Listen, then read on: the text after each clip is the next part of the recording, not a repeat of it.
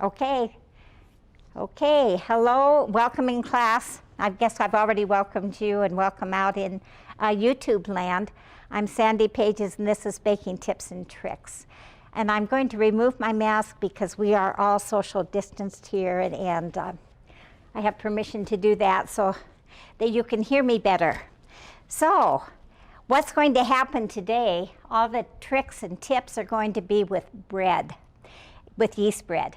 So I'm going to demonstrate a basic roll recipe. And if you printed the handout, or for those of you who have the handout, it's the Never Fail rolls. And that's the same as the recipe in Betty Crocker, in the old Betty Crocker. And it's very similar to the basic roll recipe in Better Homes and Gardens. It's on the very first page of the recipes. And thank you to the 3 people who sent comments that I need to repeat the class's questions.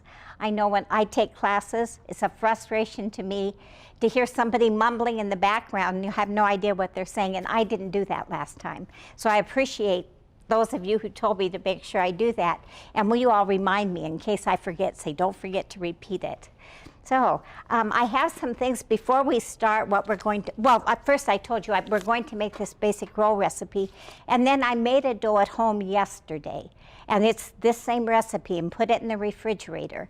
And I'm going to roll that out into cinnamon rolls today and cut some cinnamon rolls so you can see the technique for that. And then the last thing we'll do, we're going to discuss the Tang Song technique, which is something new. I've just learned about it. I guess I did it last summer, but it's a very simple little step that improves your bread. So I'll show you what that simple step is. And then we'll talk about what happens next week at the end of that. I have some things to go back to for last week.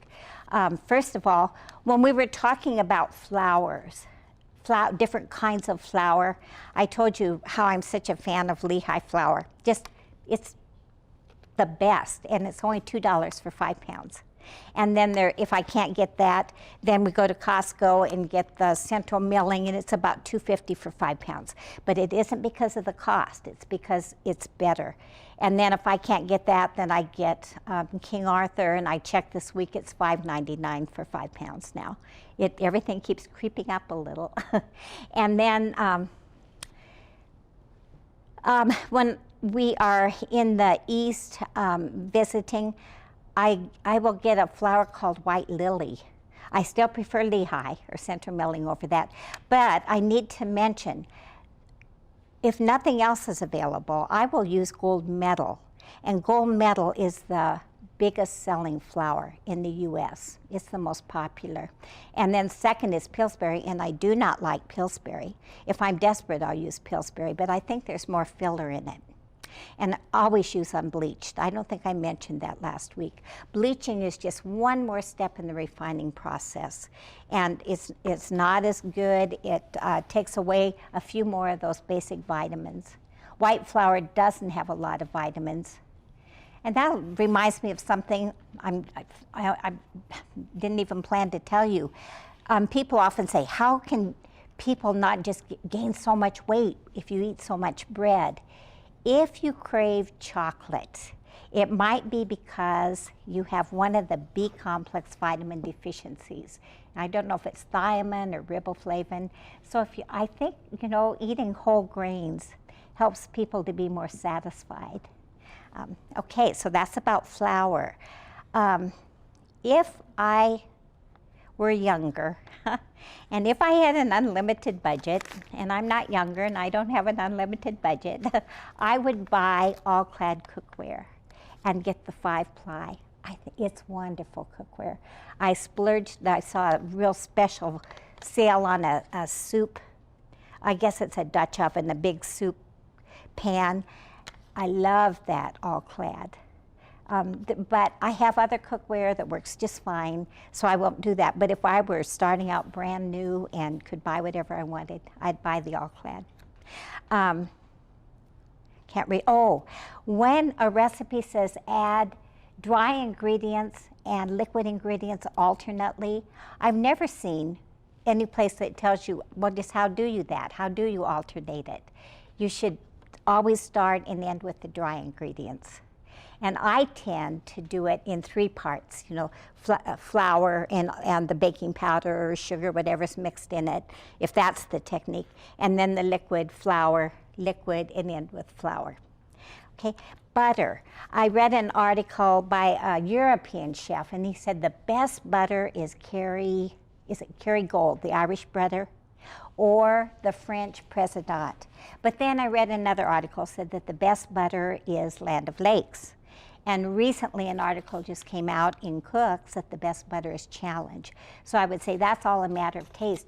But for my cooking, I use butter from Costco. I like the Kirkland for the basic cooking. And I do use butter almost exclusively in baking. It's healthier for us. I have a couple of things I do think margarine gives me a nicer texture. And if the recipe calls for shortening, then you want to use margarine or Crisco shortening. Okay, let me see if I have it. Oh, and hi. Yeah, would you check in? And you look familiar. Are you Annette? Oh, hi, glad to see you. If you'll check in and then there are 4 handouts there. Oh, about butter. I don't know. I know. I went to Red Barn, and they had the Amish butter. Do you ever shop at Red Barn? All those good things they have. They have Amish butter, and it's about, I think it's $10 a pound. It might even be more. But, oh, it has such a good texture, and it's so good. So I decided to try to make my own butter. So I looked online, set up the KitchenAid. We got cream at Costco. Just find a place where you can social distance and that. I think it's about $9.99 for a half gallon of cream.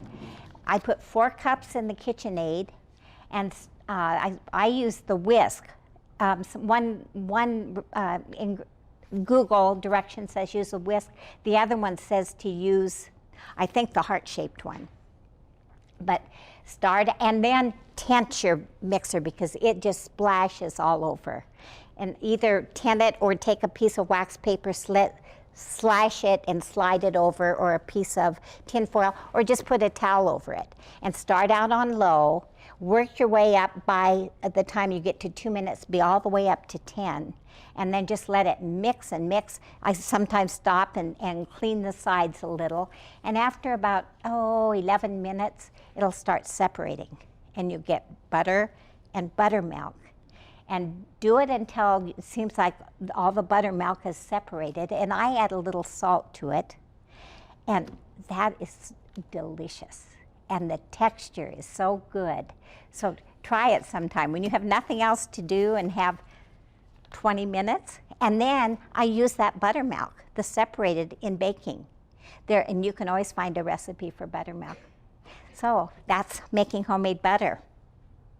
Okay, then I have to make a correction. I don't know where half my brain was last week, or maybe all my brain, I don't know. And I think you all know what I'm going to talk to you about. When I was talking about pie, and I said, with the egg whites have to be very cold.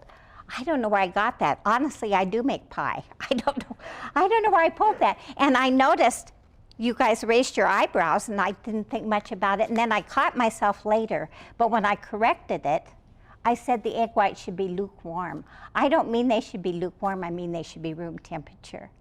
So I guess you all probably knew that. But you must have wondered about me when I said it. I've beaten myself up this week thinking about, oh my goodness, how could I have said that? So that's all my corrections for last week.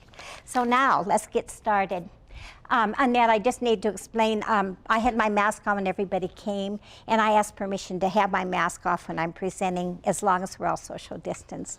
So I didn't want anybody to think, do as I say and not as I do. Okay. So the recipe that we're making is the Never Fail rolls, and let's go through it. We don't need to go through the ingredients. I have them all up here. Soften yeast in lukewarm water and whisk. Meanwhile, add shortening, sugar, and salt to scalded milk, mix and cool. Add yeast to cooled milk mixture. Stir in eggs, add flour gradually and blend. Cover and let rise in a grease bowl until doubled and shape into rolls. So if somebody can kind of watch the recipe for me so I don't make any mistakes. The first thing, and I did a real good hand wash before we started. It said soften the yeast in lukewarm water. And you should always use purified water or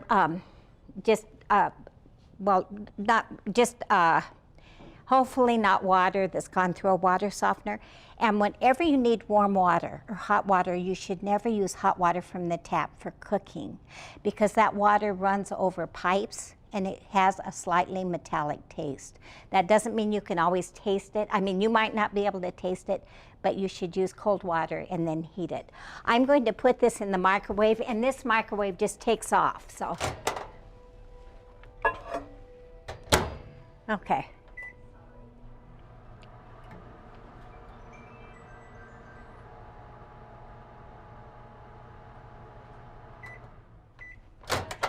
Okay, that should be about lukewarm. Yeah, it is. And here's something that's really optional. You want something for your yeast to feed on. So you can either put in maybe an 1/8 teaspoon of sugar, or I always add ascorbic acid or vitamin C. It's a good encourager for the yeast, and you don't want to add very much. I'm only adding, that's not even, this is a 1/4 teaspoon. I'm not even adding, I don't think, that's not even a 1/16 teaspoon. Just put a dab in there. If you add too much, it'll make it kind of foamy. So we'll put that in, and then it calls for 2 tablespoons of yeast. And the yeast I use is Saf yeast. At Harmon's, it's $3.99 for a pound. Again, I don't use it because it's cheaper. I use it because it's better. But I do like Fleischmann's, and I like Red Star. I've never used Bob's yeast, but I'm sure that's fine too. And Liz asked me if I always use instant. You know, I really don't know the difference between instant and quick rise. I did read something about that recently. Oh, shoot, I can't remember what it is. There was a reason that the quick rise, there was something not so good about it, but I'll see if I can find that for next week and tell you what it was. So, okay, put 2 tablespoons of yeast in, and a tablespoon is the equivalent of a package. Okay. And I buy this by the pound and then put it in a Ziploc bag and keep it in the freezer. And once it's opened, it gradually kind of very slowly loses its effectiveness, but I'll use a package, I'm sure I will use it for 6 weeks at least. Yeah, and the date's always on the back. Don't use expired yeast. Yeast is a microorganism, and you really want to, I took baking classes from a lady in Illinois who had written a book and won all kinds of awards, and she said you want to spank it alive. It's just like a naughty child to get it going. And that's called proving the yeast, because you want to prove it's still good and it's still active. And you know it is because it will get foamy. Okay, while that's proving, while that's sitting, we're going to scald the milk.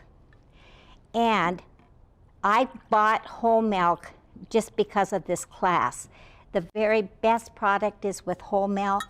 I want to make sure I'm measuring level. But we use 2% at home, and I use 2% in cooking. So we're going to scald it.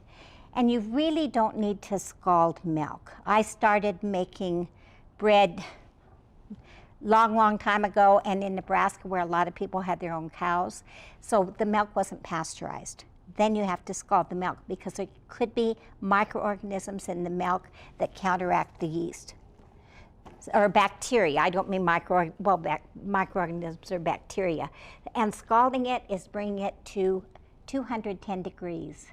When we used to scald it in the pan before microwaves, you just look for bubbles to start to form on at the very end, and you don't want it to boil. So we'll put it in the microwave, And on my microwave at home, 1 minute scalds it. And then that scalding also helps melt the butter. So while we're doing that, but I want to tell you something else I just recently read in 2 places. I read it, I believe it's in Bake from Scratch, and in a news magazine called The Week. It said, if your milk is starting to get a little bit sour, both places it said you can use it for baking. So then I especially think it would be important to scald the milk to kill any bacteria that might be in it. You don't want it really, really spoiled, you know. But it said if it's just starting to turn, and it was interesting, that came out in 2 different places, very close together, like within a 2-week period. Okay, I'm going to kind of chop this butter up to put in here.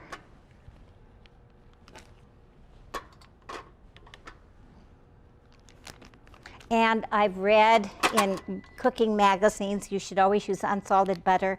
And then I've read it doesn't really matter, and I don't think it really matters. Just reduce the salt a tiny, tiny bit if you use salted butter. Okay.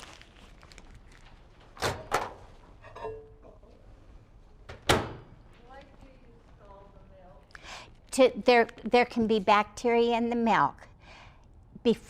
There isn't now, but I just do it because I started doing that. And there can be a bacteria or microorganisms in the milk that will kill the microorganisms in the yeast. And you need those microorganisms in the yeast to make the bread rise. So, okay, and this was very hot, so I'm pouring it over the butter. Okay, and that calls for a 1/2 cup of sugar. And sugar, I'll use any kind of granulated sugar. If you make candy and frostings, cooked frostings, then you should use cane sugar. But for cooking, baking, you can use either cane or beet sugar. Okay, I can see my butter isn't melting, so I might have to put it in the microwave. What? You're replacing. Oh, I am. Does this one say shortening? Yes, I am. And I will tell you, you know, I told you I always use butter, and I use butter more at home. But if I want a really good texture with rolls, I like margarine better. Yeah, I do. But it's not as healthy for you. So therefore, I use more butter at home. But, yeah. And try it, you know, and see. Okay, let me see if this is, oh, it's melting, I think. Okay. And last week I told you about, oh no, here it is. Real salt. I really like this real salt. And no preservatives, no additives. And I have an article, if anybody wants me to copy it for you, I can, that says, this is actually good for your blood pressure, and that doesn't make sense to me. Is it 2 teaspoons of salt or 1? 1, okay. This isn't the recipe I make most often. The recipe I make most often is the old-fashioned cinnamon rolls on the next page, and I use that for dinner rolls and cinnamon rolls, and because it has more flour, and I get more rolls out of it. This is a richer recipe. Okay, then you all tell me if I've forgotten anything. Okay, now I'm checking the temperature here. The temperature should be 110 to 115 degrees. And I think the #1 reason people have failure with bread is because they proof the yeast in water that's too warm, or else they add that yeast to dough or the beginnings of a dough that are too warm. Initially, it'll make it look like it's really working because that warmth will make it rise, but you've killed some of the action of the yeast, and it gets in the dough and it's less active, and by the time you get to your final product, you might just have hockey pucks. So make sure it's not too warm, and I think it's a little warm right now.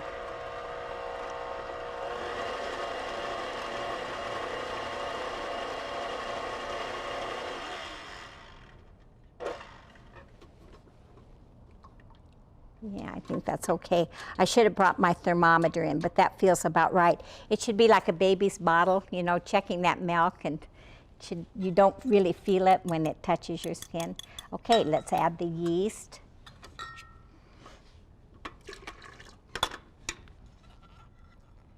And something, Annette, I think during your class, and I talked about it last week, I've recently learned about a new kind of spatula called GIR.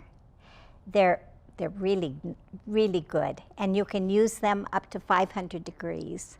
So these two are GIRs. You might want to check them. If you look online and put in GIR, you'll get all kinds of rave reviews on it. And it isn't the advertisements, it's actually good critiques about it. Okay, and there is a handout in the back, tools that we talked about last week, and I have the GIR spatulas on that. Okay, we'll mix this. And I need to add the eggs. And those eggs, I took out about 15 minutes before we left home, so they would be getting lukewarm. Whoops. And you should always whisk your eggs. It makes a lighter bread if you do.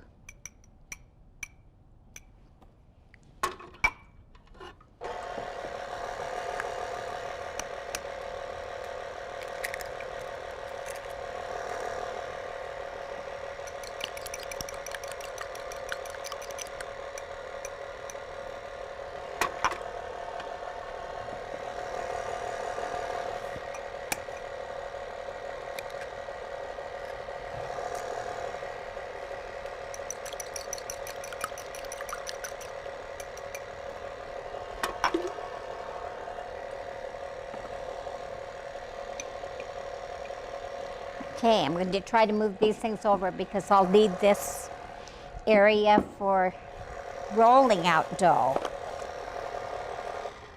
Okay.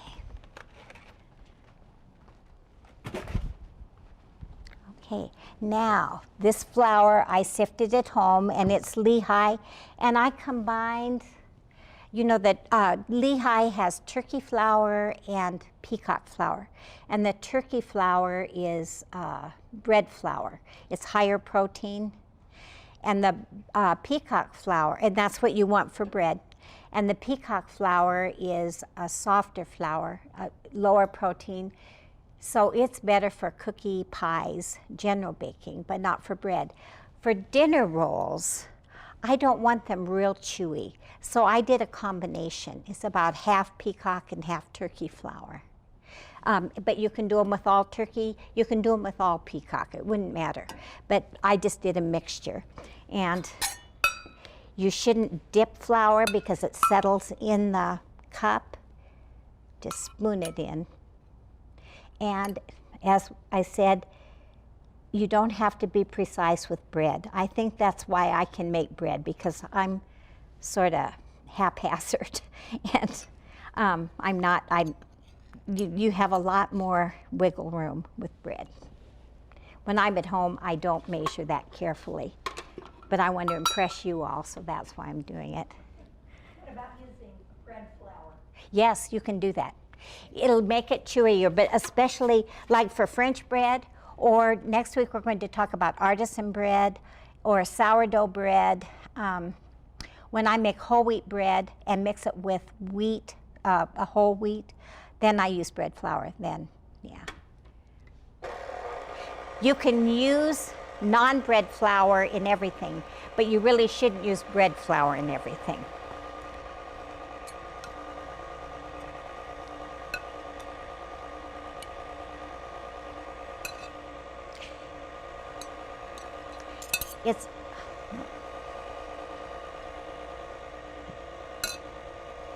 It's also, this is the important time when you're making bread, to get the gluten started here. And the gluten is a protein quality, and the gluten is that stretchiness. Think about cookie dough. If you pick it up and pull it apart, it comes apart. But with bread dough, the gluten is that elasticity in it. And that's what we want to get started here. You go from gluten globules to gluten strands to gluten mass. That's what you're developing. It's the process.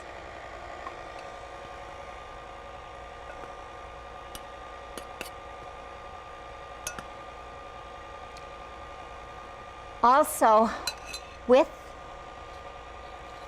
dinner rolls and cinnamon rolls, you like them more tender, so you don't want to knead a lot. With the French bread, you want it nice and chewy, or artisan bread. But this one, you don't want to knead it so much.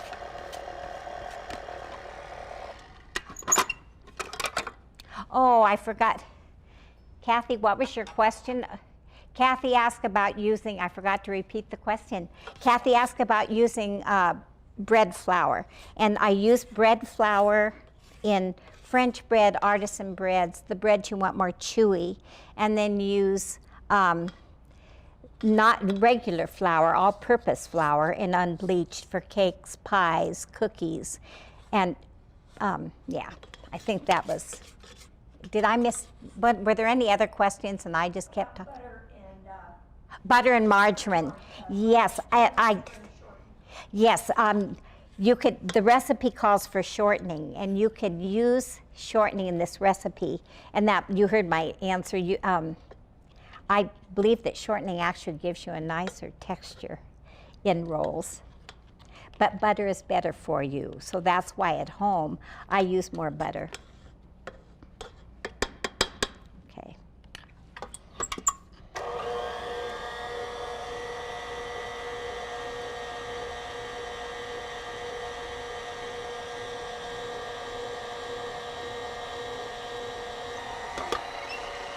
Okay, now I'm going to take the whisk. We're getting to the point. And if you don't have a mixer, or if you have a KitchenAid and you have just a hand mixer, you can do all this up to a point. But with a hand mixer, be careful you don't burn the motor out. As it starts, you can hear it when it starts bearing down. It's time you need to change your, do it by hand if you have just a hand mixer. And you want to soak the dishes for anything with flour in cold water.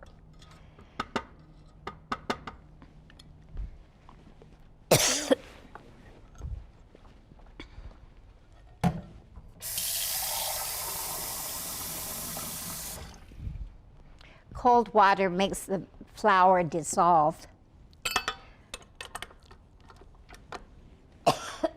Excuse me.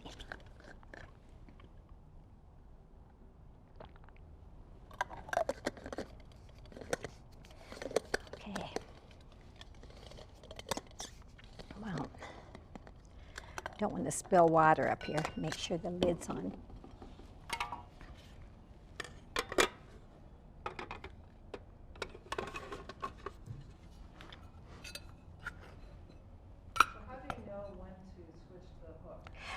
Well, how do we know when to switch the hook from the beater to the hook, the whisk to the hook?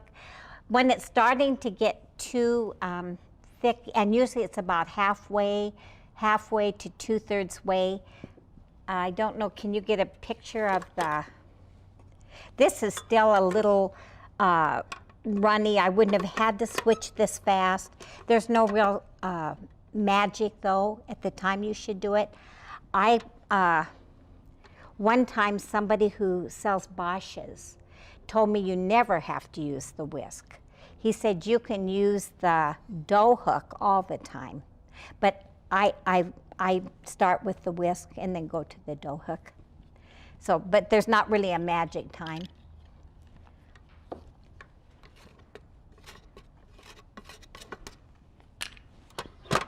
Whoops, what am I running into here? There. And the amount of flour that you use can vary with humidity in the air, or how, if your flour is not as dry. Does this recipe say 5 cups of flour?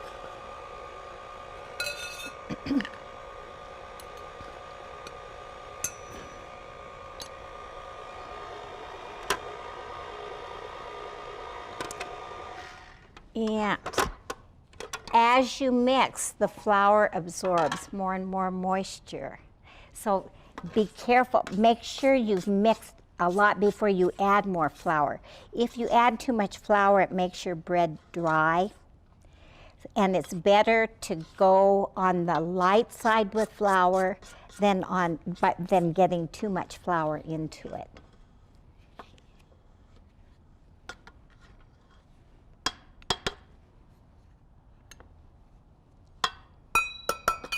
And I don't think I really need the spatter screen now.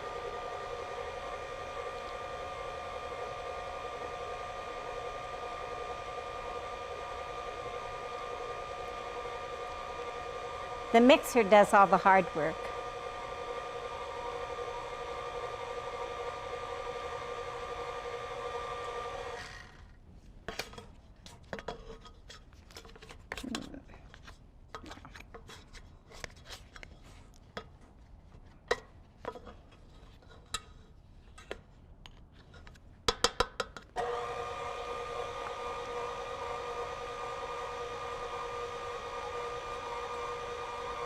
Okay, this looks good. I think this is plenty of flour.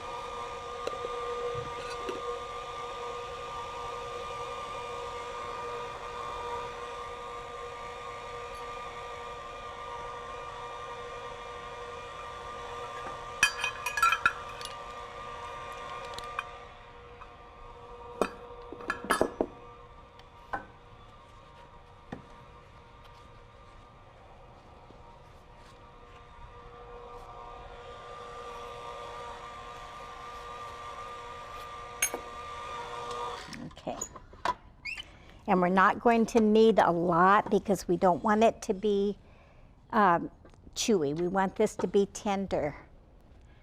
Okay, this is now, this is a kneading mat. And I talk a lot about things that I have. And as I told you all last week, you don't need anything but a bowl and a spoon. And Liz, you can prove that with your bread this week. Liz made a beautiful loaf of the artisan bread this week with only a bowl and spoon, am I right? Yeah, but I use these kneading mats, and these mats, I have 4 of them. They must be 30 years old.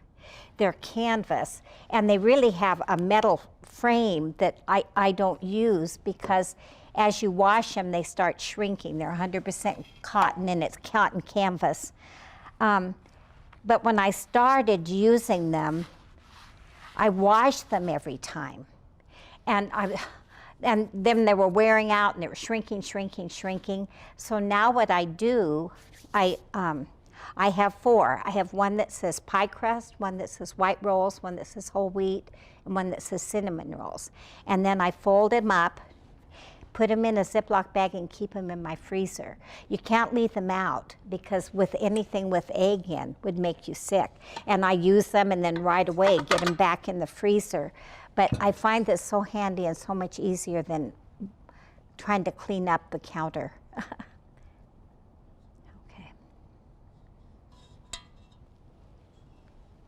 And I'm going to do just a little hand kneading.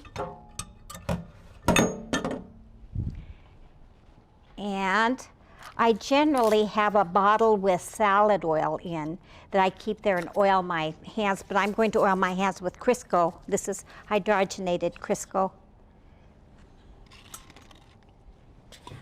Oh, this is pretty soft, but that's okay if we can keep it this soft. Try to turn it a little. Can you see this nice? This looks like a nice rich dough, doesn't it?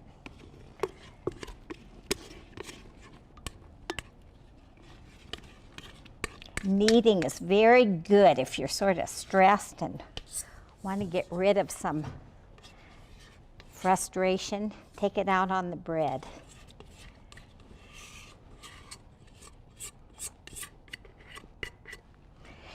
And here's something I learned from a student years and years ago.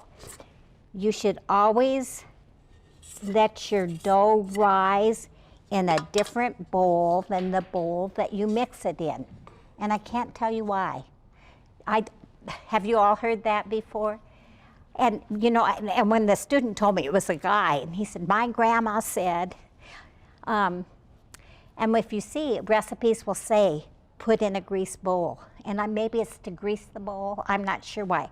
But when you knead, there are a lot of ways you can knead. You can knead one-handed, but you can put water in your hands, you can put flour on your hands. I put oil on my hands because I don't want to get too much flour worked into it. And grease the mat, or grease. Have flour on the mat, but not too much. You don't want to get too much flour into it.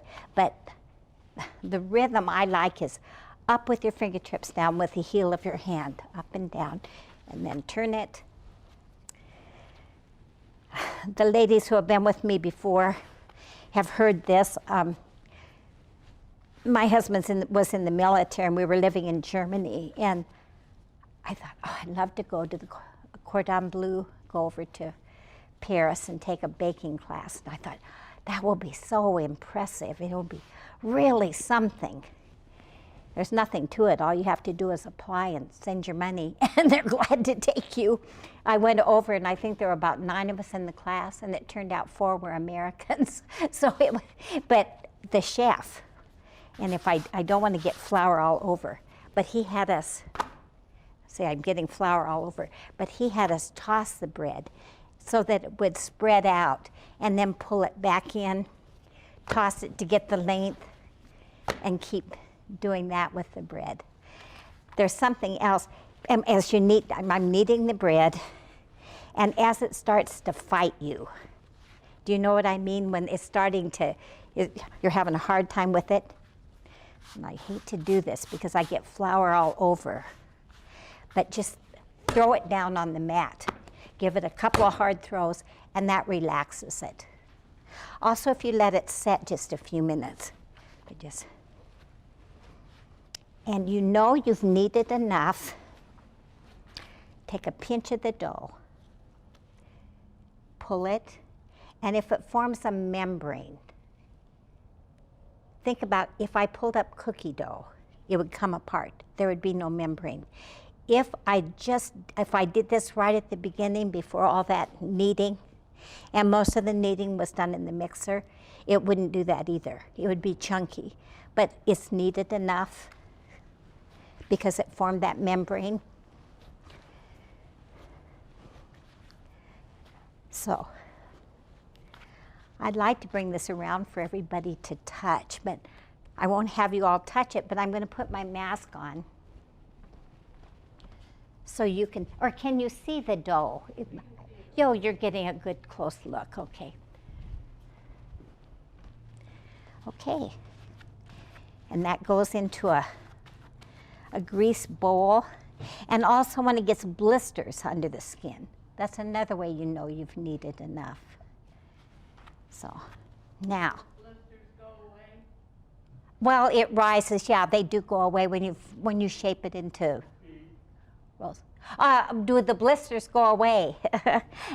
Yes, they do go away. That's my husband. He had to help carry all the stuff in, so it's okay if he's correcting me here.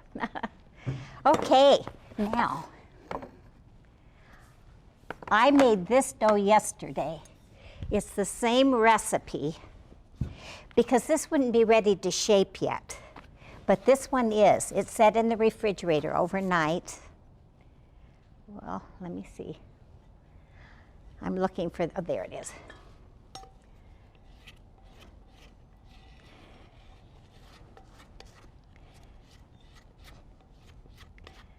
Oh. Do I use just shortening? I do. And I actually use salad oil in this one. And when I use whole wheat bread, I use all.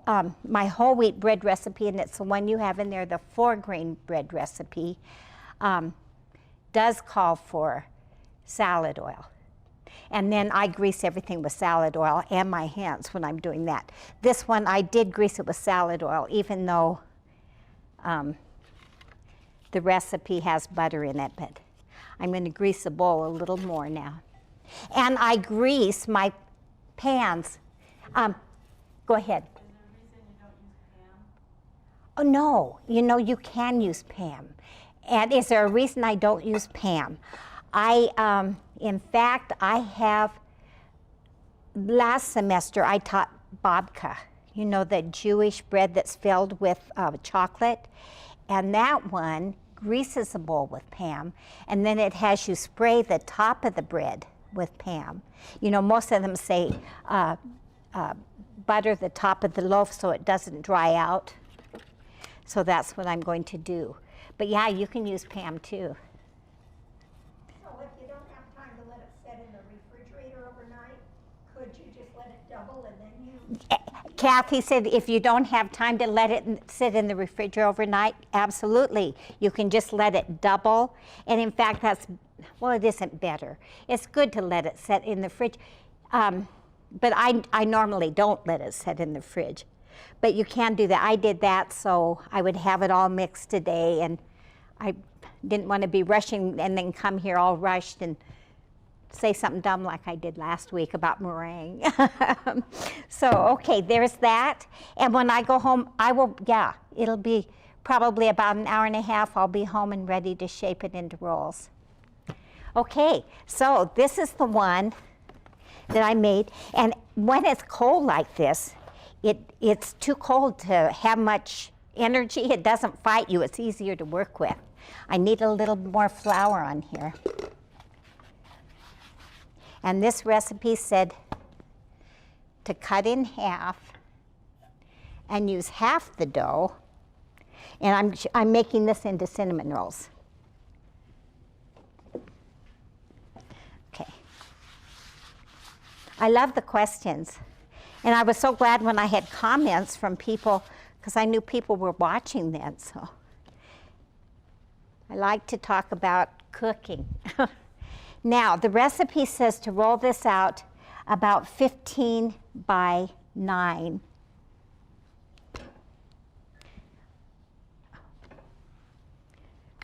And this baking mat, well, I have another baking sheet for cinnamon rolls. We're just going to keep this. Oh, when I do wash these, I soak them in cold water. And then that's the problem, is getting rid of that gooey water. I take it out and dump it in the desert because we don't live too far from, and I hope that's okay, but I don't want to pour it down my sink. I'm afraid it'll clog the sink. Okay.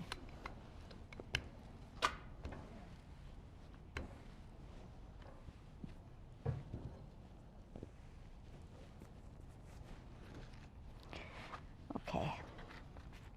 And we want to keep it as square as possible.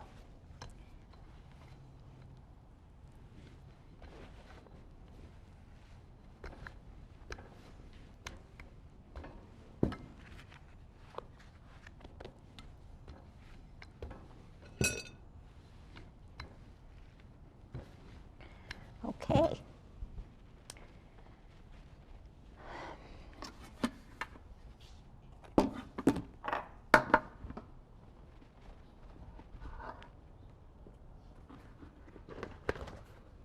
Now, this pan I did grease at home with Crisco, with hydrogenated, with the solid Crisco. My mother-in-law was a very good baker, and whenever she came to our house, she would make bread, and she greased the pans with salad oil. And at her house, she always greased the pans with salad oil. They never stuck for her. It always sticks for me when I use salad oil. At her house or mine, I don't know what she did that was different, but it made it worked. Okay, I'm looking for the butter. I think the recipe calls for 2 tablespoons of butter.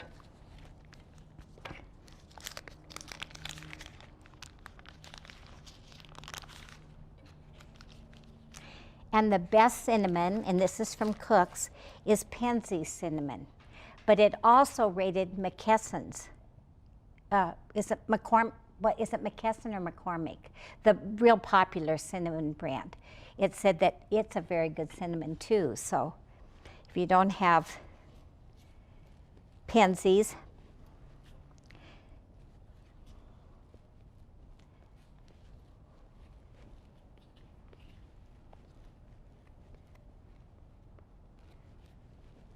And next week, well, I'm not going to make cinnamon rolls next week, but the recipe that I've given you today, the Tang Song that we're going to talk about, that recipe is for cinnamon rolls, Tang Song cinnamon rolls, and its filling has no butter. They just use brown sugar, and it's very good.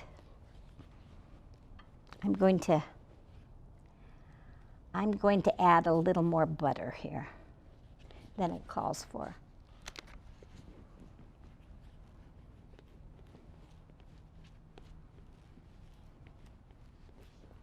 And go up to about 1/2 inch from the edge, the top and bottom edge.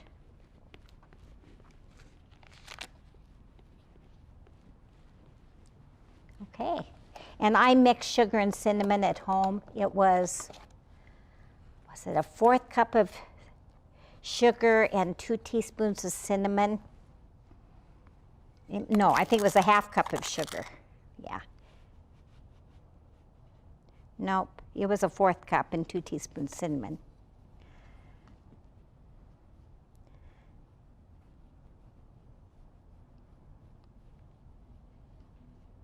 Yeah, it's showing. You all on the camera are doing a great job. Here.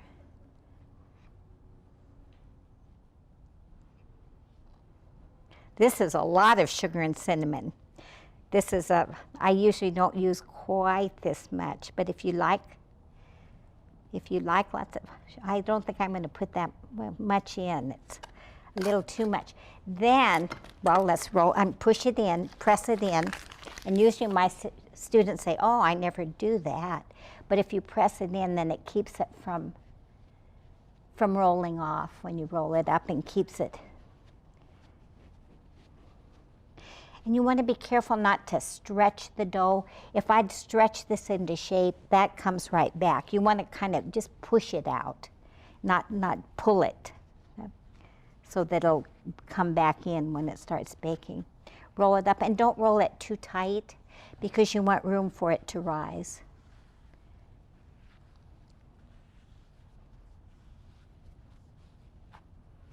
Okay, and then we need to press this together.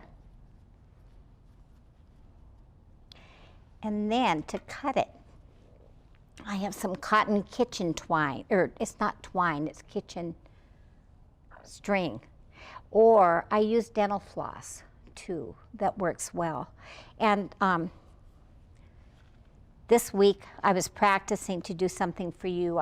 Next week we're going to do a filled twist with an herb filling. And I had a double dough, so I did one twist and made it into a wreath, and I thought, I don't think I want another wreath. So I just took the bench knife and cut that and baked those herb rolls in muffin pans. And that was pretty good too. We'll talk about that next week. But you could do that here too. You could use the bench knife, but we'll use, and it says about 1 inch. I have inch markings on here, but bread's about the only thing I know about, and I can just about guess what 1 inch is. I've done enough. Ooh, the cinnamon's not staying inside.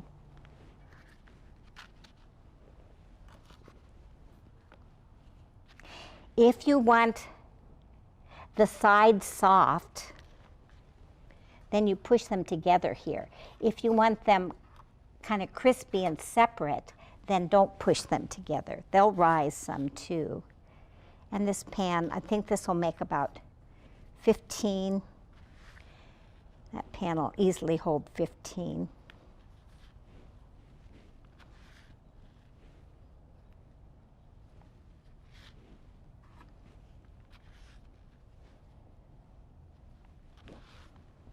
And you can do a caramel filling on this. That recipe that you have today has the one that has brown sugar on the inside, has a caramel filling on the top that's really gooey and nice. Or you can frost these with powdered sugar frosting.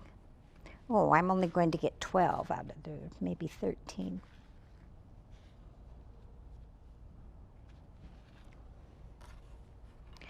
Okay, my pan's a little big for these. What I'll do when I get home, I'll do the rest of this dough and fill the pan up, and I'll squeeze these together more. I like mine squeezed together more.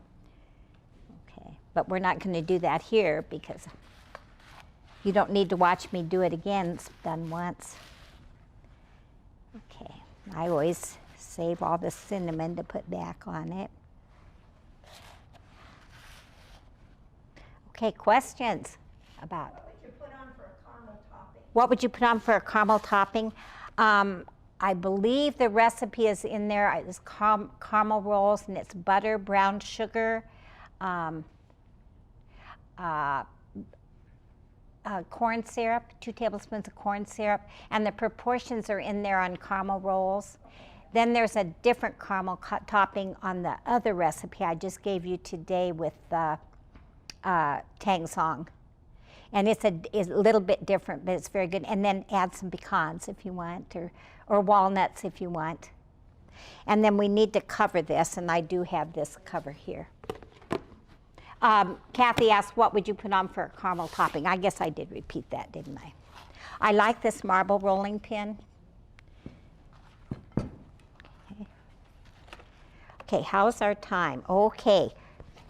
I just take a couple minutes here to talk about the Tang Song, and then if you all have ideas right now for what you want to do next week, or if you'll send me a message and let me know what you want to do next week.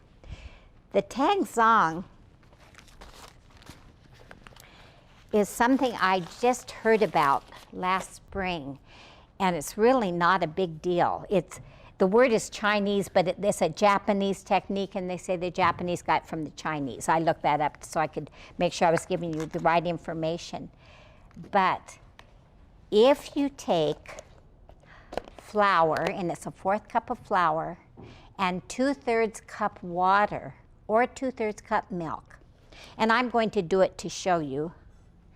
I'm going to do it. So we need 2/3 cup water. This was so cold. Yeah. It says that it's proportion 5:1.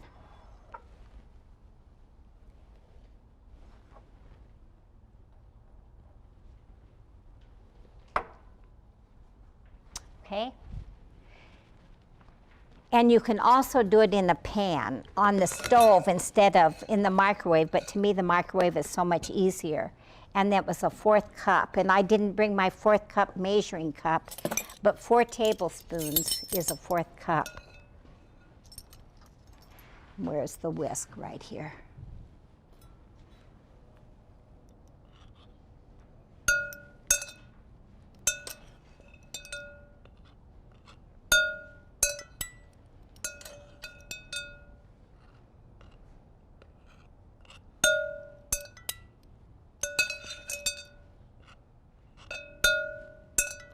Okay,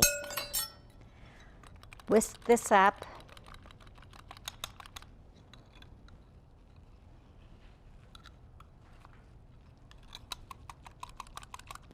And it tells you this in that recipe, the cinnamon roll, the separate sheet that I gave you, and for those of you who printed it at home, I don't think I gave it to you yet. It'll be in next week's packet.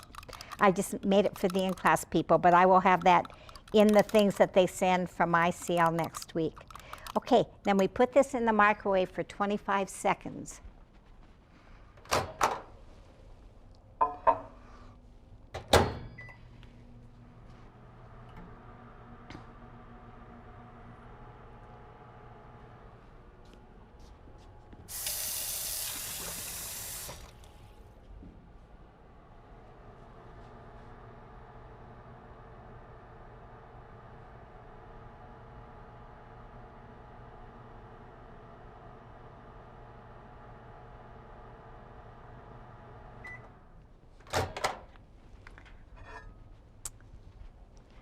and whisk it again.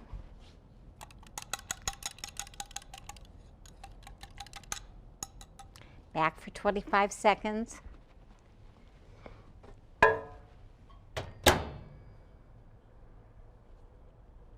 Oops, where is that? 30 seconds.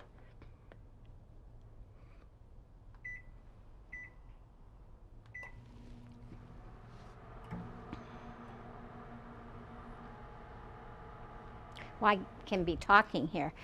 The reason, what this does, it gives structure to the dough, it makes it lighter, and it makes it keep longer, and it makes a difference. I'm almost done with this process here. Okay. Uh-oh. Oh. I almost left that in too long. Okay. Until it's pudding-like and drops from a spoon. Would you say I'm there, maybe? That's all there is to it.